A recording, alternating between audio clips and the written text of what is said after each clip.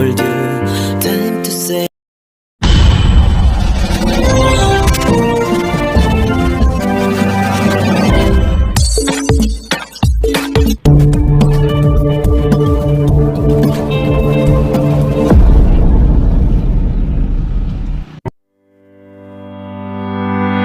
Come back.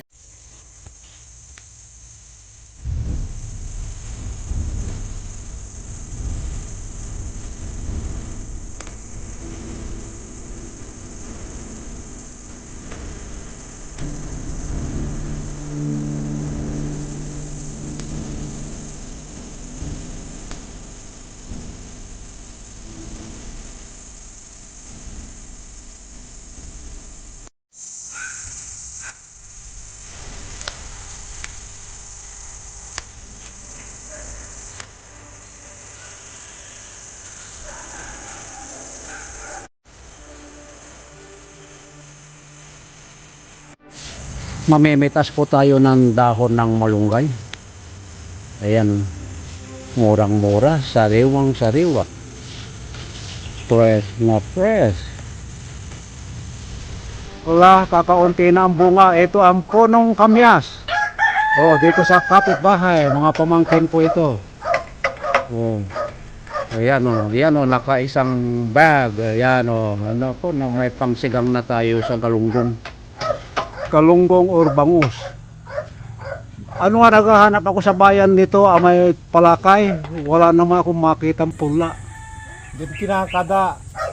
Wibis. Oh, yun, pwede na yun. May pangsigang na tayo o kaya pandinuguan.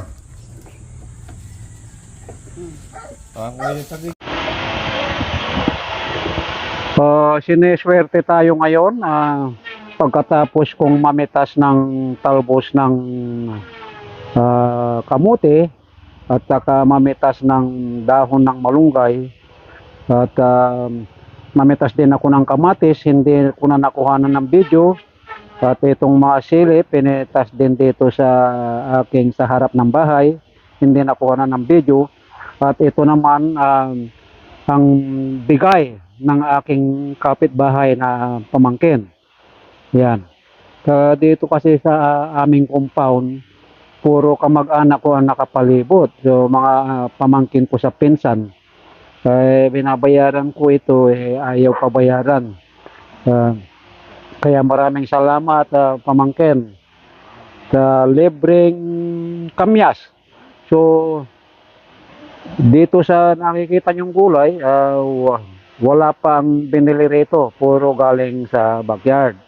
Inaantay ko na lang kung may dumaan na nagtitinda ng galunggong o kaya bangus, kahit anong isda, ilulutuin natin yan. So, ipe-prepare na yung mga ingredients habang inaantay yung pagdaan ng nagtitinda ng isda. Ito, ready na yung ating lulutuing kinamyasang galunggong. Yan po, sariwang sariwa. Napakamura po ng galunggong. Pero hindi naman yata mura kasi 180 per kilo. Yung tama lang. At ready na yung ating mga ingredients. Mayroon tayong ito kamatis na nilamas sa asin para makuha yung katas. Mayroon ding luya, sibuyas. Ito yung sili na green. Mayroong kamyas. At saka yung ating kamuti na talbos ng kamuti na kapipitas din lang. At ang mga seasoning natin, mayroon tayong nunogyan natin ng drops of yung paminta, patis, asin. So pang ano na lang po yan, ilalagay yan para sa kadagdagang yung texture ng lulutuin natin. So abangan na lang po ang ating pagluluto. Binubugawan natin ng langaw para hindi makapitan ng mikrobyo.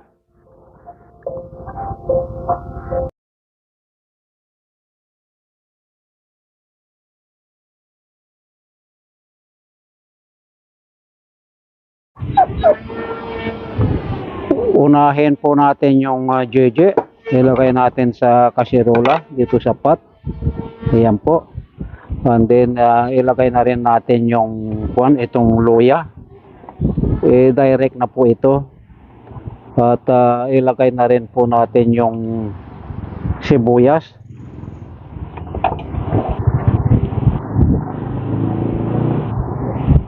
At isunod natin itong yung kamatis. Yan oh. Pakibuhos tong kamatis diyeng, pakikayod. Ito may nagpapatulong ako dito sa pamangkin ko. Yan, ilagay mo na lahat yan. Yan yung nilamas sa asin. Yan, pati yung sabaw niya. Yan, sa ibabaw natin yan. Okay, so isusunod natin na ilagay sa ibabaw. Ayan, itong kamyas. Sige, ilagay natin yung kamyas. Sige.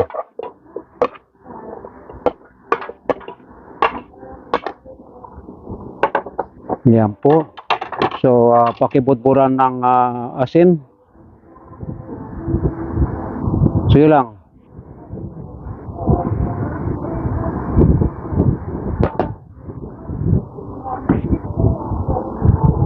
At okay, so patis na konti.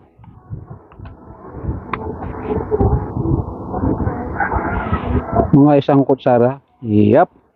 Ilagay na rin natin yung sili. And then tatakpan natin at isasalang na.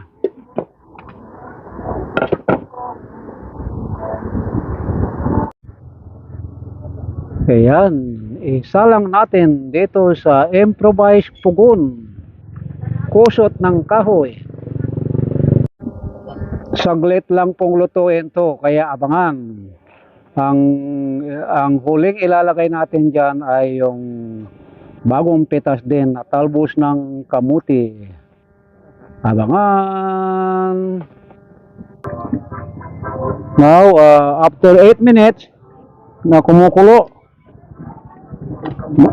ilagay na natin ang talbos ng kamuti. Ito sa tulong ng aking sister. Ayan. Ayun, kinimbalaot.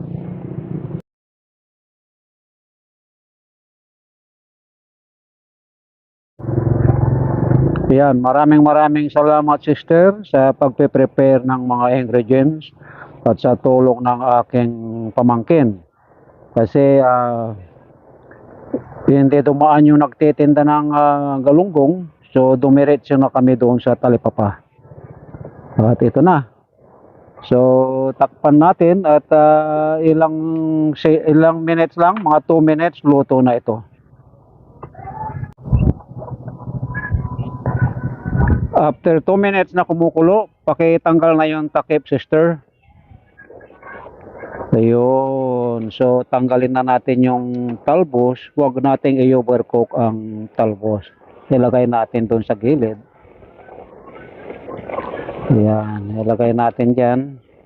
Nasa gilid po siya ng serving plate. Ayan po yung ating... Ayun, dito natin nilagay. Tapos luto na yan. So isasalin na po natin yung ating jeje. Ayan. So we're gonna remove from heat. Ayan. Luto na ang ating pinangat na jeje or galunggong sa kamyas at kamatis. At nilagyan ng talbos ng kamuti na bagong pitas sa backyard. As I said before, lahat po yan ay bagong pitas. At walang binili. Yung kamyas, regalo ng aking pamangkin. Sa nakita nyo naman, sariwang-sariwa. Ang binili lang po ay ang galunggong. Lahat po ng ingredients yan ay hindi na binili. Gaya ng sibuyas, luya, hindi na binili. Asin lang ang binili at patis. Okay, so kakain na tayo mga kapatid. Tara na at samahan nyo kami sa ating masarap na pananghalian. Kung nag-enjoy kayo mga kapatid sa aking pinakitang video kung paano magluto ng pinangat sa kamyas na galunggong, ay huwag kalilimutang i-like, comment, and subscribe my channel. Sa mga hindi pa nakakapag-subscribe dyan, huwag kalilimutang i-click ang notification bell para updated po kayo lagi sa susunod ko pang mga lulutuin.